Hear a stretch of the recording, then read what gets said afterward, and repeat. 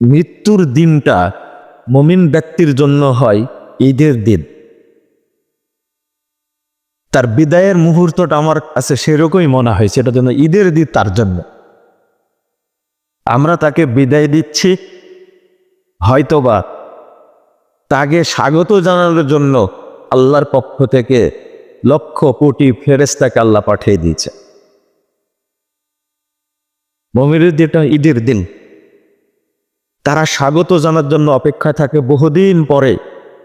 যেমন হজ থেকে ফেরার সময় বা 5 বছর বিদেশে থাকার পরে যখন আপনাদের কাছে আপনাদের সন্তান চলে আসে, কি একটা আনন্দ লাগে, তাই না?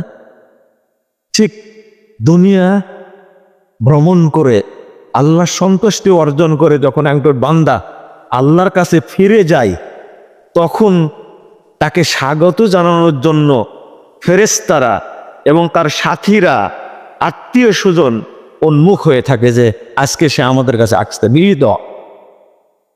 আমার কাছে সেটাই মনে হয়েছে। কিন্তু আমাদের একটা প্রশ্ন,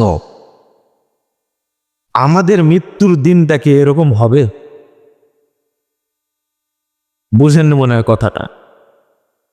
এইরকম মানুষের ভালোবাসা, জানা যায় মানুষের অংশগ্রহণ, এরকম কি হবে?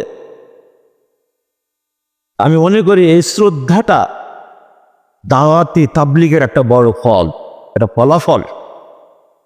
আপনাদেরও একটু চিন্তা করা উচিত, আমাদের শেষটা যেন আল্লাহর সন্তুষ্টির উপরে হয়।